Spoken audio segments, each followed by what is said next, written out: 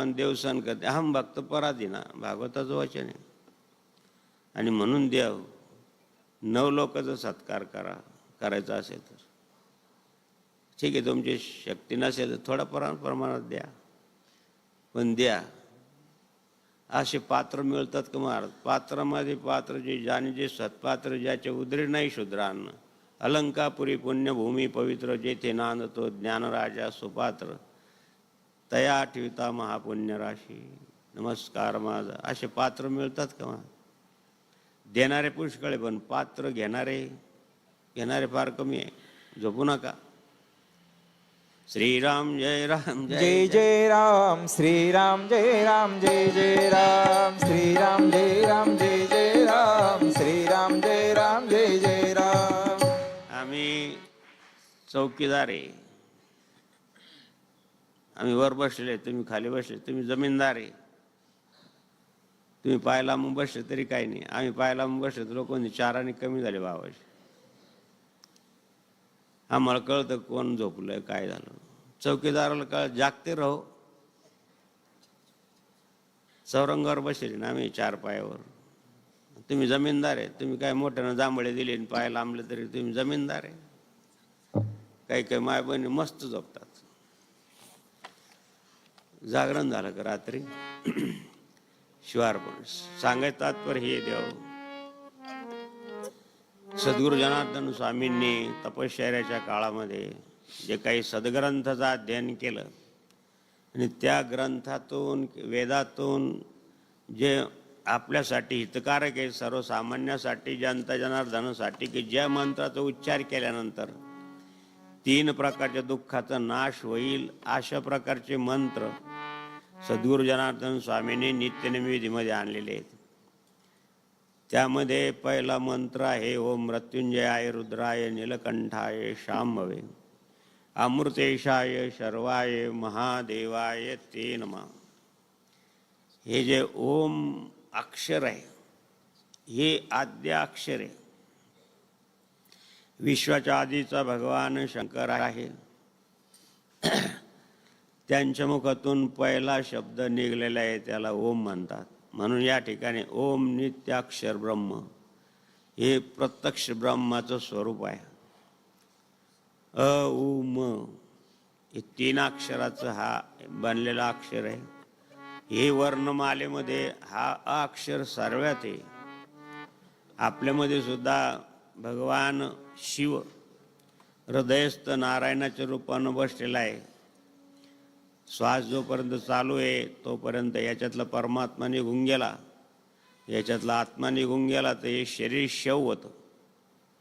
जोपर्यंत याच्यामध्ये शिव आहे तोपर्यंत शिव आहे, नंतर शव होऊन जातं. म्हणून आद्य अक्षर ओम आहे. भगवंताच्या मुखातून निघालेलं ओम एक नित्याक्षर ब्रह्म. आणि बाकीचं जे काही क ख ग घ न च छ ज, आता शिकवतं का नाही काय माहिती शाळेमध्ये, आपल्या वेळेस होतं, गुरुजीला माहिती आहे. ही वर्णमाला आहे. 52 वर्ण, 52 व्यंजन आहे आणि 16 स्वर आहेत. अ आ इ ओ ए आई ओ अ म. हेच इंग्रजीमध्ये आहे ए बी सी डी. तरी परंतु ही वर्णमाला महत्त्वाची आहे.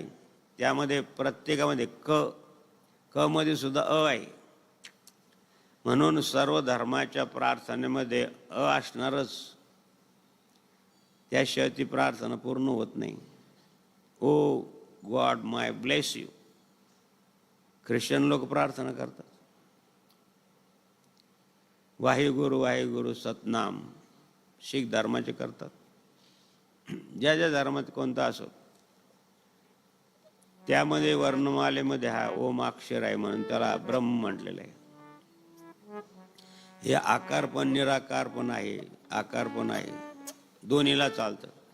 तुझ सगुण म्हणो की निर्गुण रे तुझा सगुण म्हणो की, निर्गुण रे तुझा सगुण म्हणो की, निर्गुण रे सगुण निर्गुण एक गोविंदु रे सगुण निर्गुण एक गोविंदु रे तुझ सगुण मनो की निर्गुण रे तुझ सगुण मनो की निर्गुण रे.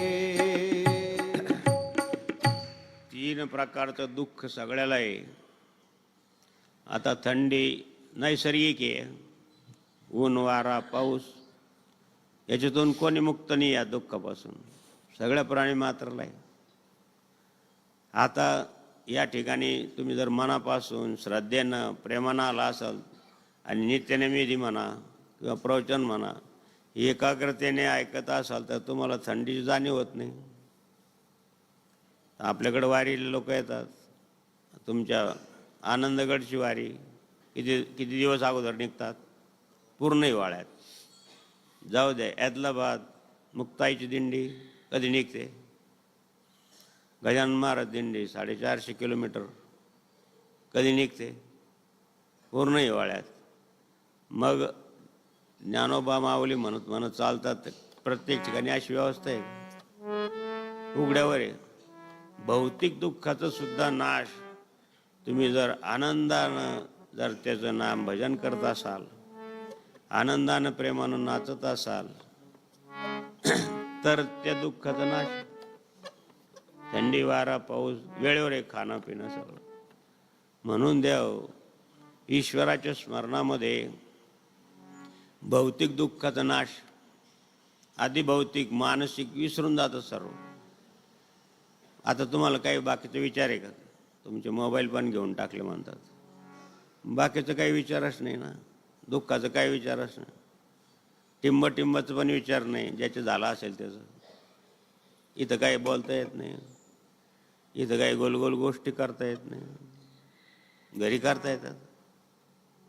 हो, बसमध्ये बसले दोघं पती पत्नी. हो, मला फार तहान लागली, एक पाण्याची बाटली घ्या ना. तर नवरा हुशार होता, सांगितलं बाटलीच काय मागते, तर पुढच्या स्टेशनवर तुला गुलाबजांबू बटाटे वडे घेऊन देतो, पावभाजी घेऊन देतो. ते म्हणे नका नका बोलू नका, माझ्या तोंडाला पाणी सुटलं. म्हणजे तेच पाणी पी. शिगट असतात काही. अरे कांत्याने करिता प्रश्न पुरविल तो भ्रातार जाणं, ही नवरदेवाची व्याख्या आहे, नवऱ्याची व्याख्या आहे. तिनं जो प्रश्न केला तर तुम्ही पूर्ण केला पाहिजे. ही फार मोठी जबाबदारी. तुम्ही तिच्या गळ्यामध्ये मंगळसूत्र घालतात, तिच्या गळ्यामध्ये सूत्र जातं आणि तुमच्या राशीला मंगळ येतो. मग सगळे सूत्र त्याच्याच हातात राहतात. काल नाही सांगितलं का तुझे पप्पाचं नाव सांगते आणि सांगितलं अमुक अमुक. काय करतात म्हणे, मम्मीने सांगितलं तेवढेच करतात, तेच काम करतात. सांगायचं तात्पर्य हे आहे की देव की हे ओम अक्षर प्रत्येक मंत्रात हे आधी भौतिक दुःखाचा नाश सुद्धा आहे. आणि आध्यात्मिक दुःख आपल्याला जे साधू संतांना जे कळलं ते जे सुखानं नांदतायत, सुख त्या भोगवत आहेत, आपल्याला ते सुख मिळावं ही तुम्हाला आशा आहे. सुखाचा मार्ग शोधण्यासाठी तुम्ही इथं आलात. चालू कार्य साहेबांनी सांगितलं की साधू संत साधू सुखाचे पाखर उभे होते खिनवर. पक्षी किती वेळ थांबतो झाडावर, थोड्या वेळ थांबतो आणि उडून जातो. तशाच प्रकारचे देव हे साधू संत सुखाचे पाखर आहे. सकाळी सकाळी पाखरं गातात ते किती गोड लागतं. कोकिळा गाते किती गोड लागतं, साळुंकी गाते किती गोड लागतं. तशाच प्रकारचं द्या. हो, तुम्ही आता सुखाच्या शोधासाठी आलात म्हणजे आध्यात्मिक दुःखाचा नाश व्हावा, भूत भविष्याचा विचार न करता. हे गुप्त धन आहे. नामस्मरण कलियुगामध्ये सगळ्यात श्रेष्ठ. जर कलियुगाचा प्रादुर्भाव फार अवघड आहे. 12वा स्कंद पहा, एकादश स्कंदाचा शेवटचा अध्याय पहा किंवा श्रीमद भागवताचा 12वा स्कंद ऐका. सगळं कलियुगामध्ये अनर्थकारकच आहे, चांगलं नाहीच. पण कलियुग में केवल नाम, कलयुग केवल नाम आधारा, कलयुग केवल नाम आधारा, सुमिर सुमिर नर उतरी पारा, सुमिर सुमिर नर उतरी पारा, मंगल भवन मंगलहारी, मंगल भवन मंगलहारी, रवौ शुद्ध शरत जीर बिहारी, रवौ शुद्ध शरत जीर बिहारी. म्हणून द्या हो, सद्गुरू जनार्दन स्वामींनी हे अनुष्ठानाचं काढ. नामश्रेष्ठ सर्वा ठाई ऐसे वेद देती ग्वाही. सगळेच सांगतात नामस्मरणाचं महत्व, पण ठाईच बसून कोण करतं? सांगणारे किती करतात? 8 दिवस थांबून किंवा कोण अनुष्ठानाची पद्धत कधीपासून सुरू झाली? ज्यांना माहीत होतं ते करत होते, पण ज्यांना माहीतच नव्हतं समाजाला, त्यांच्याकडून अनुष्ठान करून घेणं किती महत्वाचं कार्य केलं जनार्दन स्वामींनी महाराज. आमच्याकडे मोठमोठे येतात मंडलेश्वर, महामंडलेश्वर, जगद्गुरू, ते वैष्णव संप्रदायाचे वल्लभाचार्याचे शंकराचार्य आले. काय कार्यक्रम चालू म्हणजे जपानुष्ठान चालू आहे. कोण बसले जपानुष्ठानाला? म्हणजे गृहस्थाश्रमी. सर्व गृहस्थाश्रमी 8 दिवस इथंच राहतात, इथंच फलार करतात, मौन धारण करतात. त्यांना एवढं आश्चर्य वाटलं, गृहस्थाश्रमी 8 दिवस मौन धारण कैस आहे? हो न हो, कोणीतरी महापुरुषाची परंपरा असली पाहिजे. आता त्या जगद्गुरू आहे ते म्हणजे तपिलं, त्याच्यावरून ओळख करतात. गृहस्थाश्रमी लोक एका ठिकाणी कसं राहतात?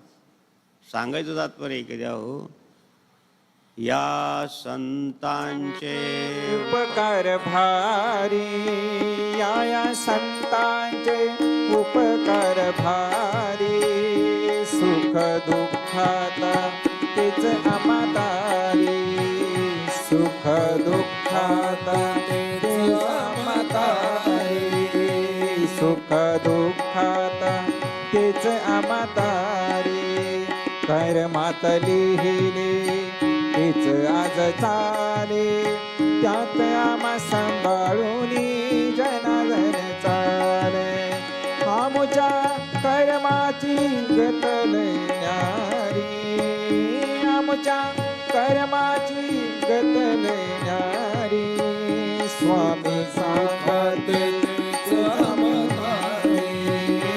सुख दुःखात तेच आम्हातारी.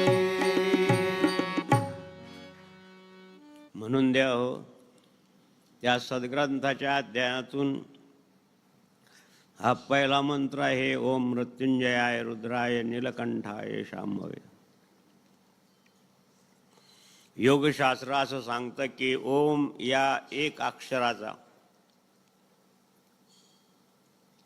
दीर्घ उच्चार केला, ओ जोपर्यंत श्वास आहे, असं 24 वेळेस जर केलं, सकाळी आणि संध्याकाळी रिकामे पोटानं, तर शरीरातल्या ज्या 72,000 नाड्या आहेत त्याचं रक्तभिसरण आणि योग्य होतं. रामदेव बाबा पण सांगतायत, गाडगे पाटलांना पण माहिती आहे, सगळ्याला योग शिकावा, त्यांची अंतःकरणातली इच्छा आहे. पण दुखायला लागलं तरच योग करतात. आरोग्य पाहिजे असेल तर दररोज करा ना. नित्यनेम कशाला म्हणले? देवाला सुद्धा सांग, संतांना सुद्धा सांगायला की नित्यनेम नामी ते प्राणी दुर्लभ. या प्रबंधामध्ये किती लोकसंख्या आहे, किती लोक योग करतात? फक्त एकच, विभीषण.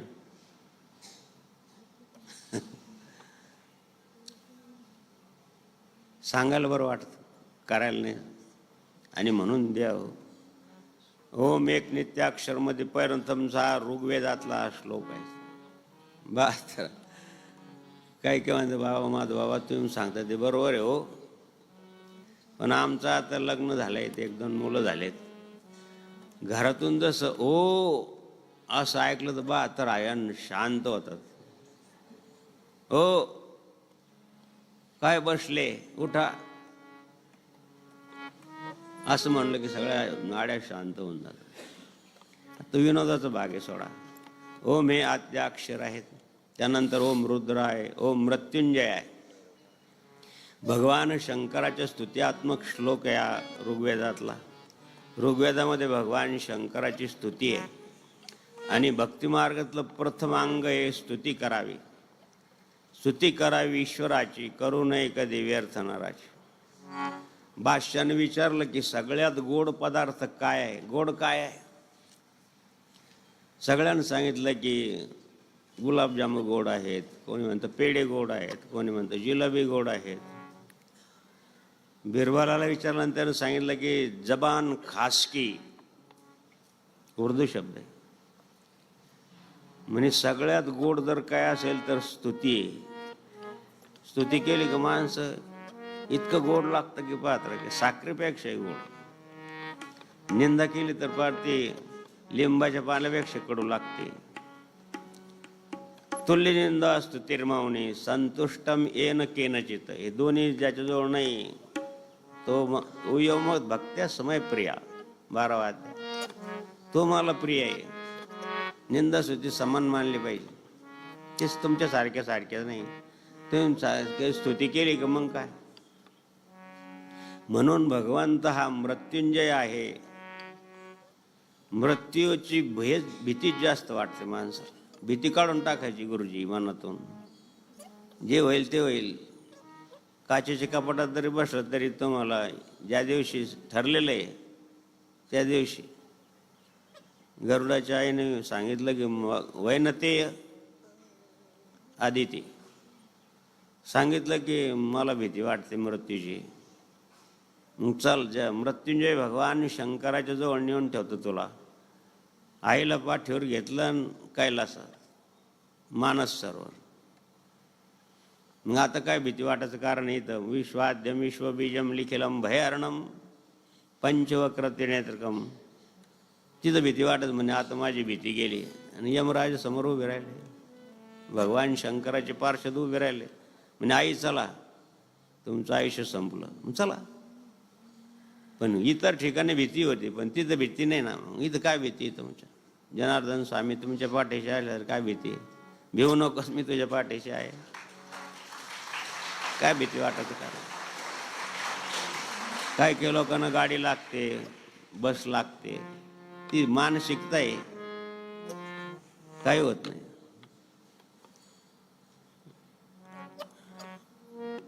तुला